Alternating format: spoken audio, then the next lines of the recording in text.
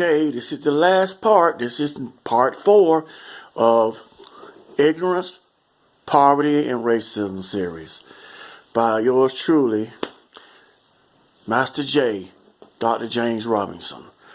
Okay, I'm going to finish up this series with this video, and I'm going to talk mainly about poverty. Poverty is not something that we should embrace, although I said that it always will be amongst us. But poverty doesn't have to be embraced. Impoverishment of the mind should be a temporary thing. Impoverishment of the body should be a temporary thing. Impoverishment of economics should be temporary. Poverty should be temporary. It's going to touch our lives no matter what. At some point or another. It's the process of growing. But when you get to the point that you love poverty so much until you don't never get away from it or get rid of it, you got a problem. That brings me to mind to talk about this. It brings me to the mindset that most time poverty is in the way of our progress. A lot of us love poverty so much that we feel we can't be blessed by God or whatever else if we're not impoverished. We feel like having enough or more than enough is a sin. Oftentimes we hear people say, things can be worse. Things can also be better. What they're doing is they solidifying and justifying their situation. They're saying that I'm complacent. I don't want to change. I don't need to change because guess what? Because if I had more, I might not be humble. You don't have to be poor to be humble. You can be wealthy, rich, famous, and be humble. But because our mindset is so misconstrued with ignorance and balderdash and indoctrinated with dogma of literature, whether it's economic literature, educational, social, or spiritual, or religious, until we can't see straight. So we put down money. We say that you don't need money to live on this earth. Well, you don't need money to live on this earth, but it does help. I mean, you can live without money. I don't know how your life would be. You can live in poverty, but I guarantee you won't be happy because you need finances in this earth to therefore be able to sustain yourself. We live in a material reality. We are material beings and we need finances.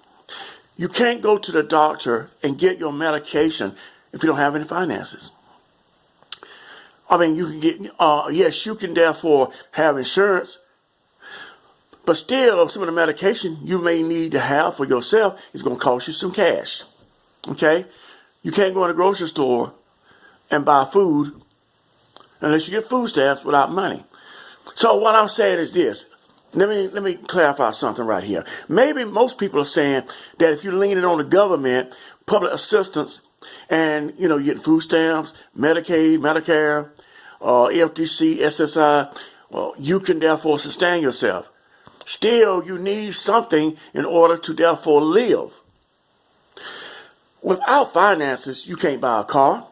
You can't buy clothes unless you're going to use somebody else's hand-me-downs. You can't buy a house. You ain't buying the land.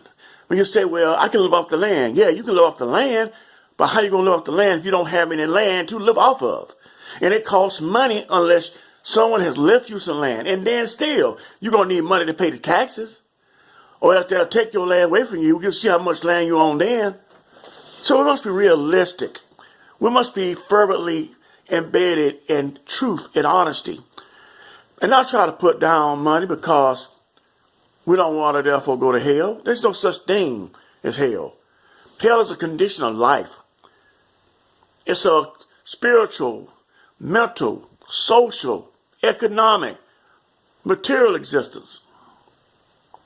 And a lot of us are living in it right now. Especially those that don't want any money and try to say money doesn't matter. And you don't need money. Because all you need to do is just live off the land, be satisfied with what you got. Things will be better one day. You don't have to worry. You don't need to therefore be rich.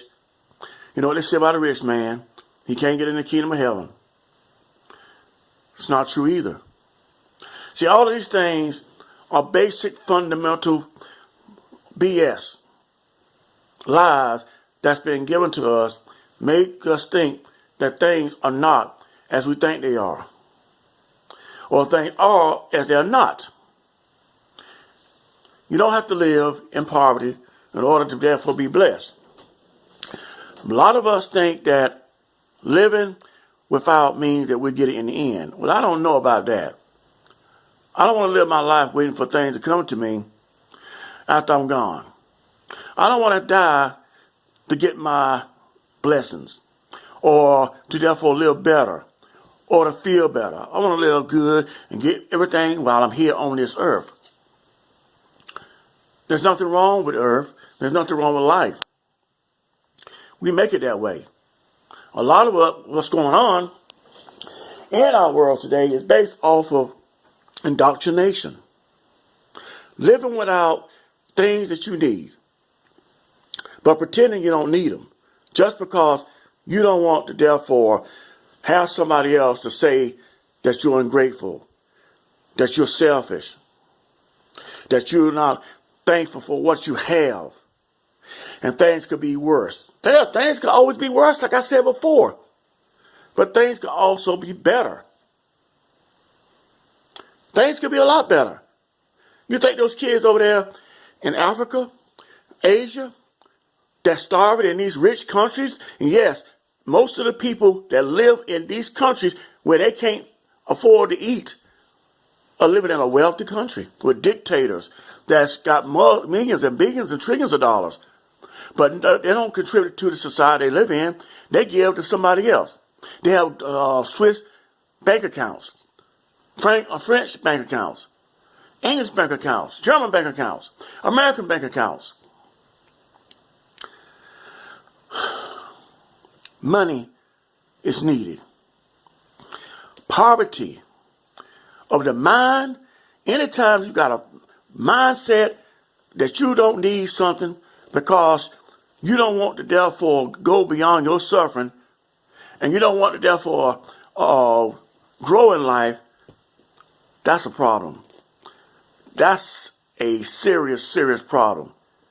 That's what we call sin, because it's stupid. Me having money and living better is a good thing. There's nothing wrong with that. Me needing things and having kids and you can't feed your children because poverty, that's not a good thing.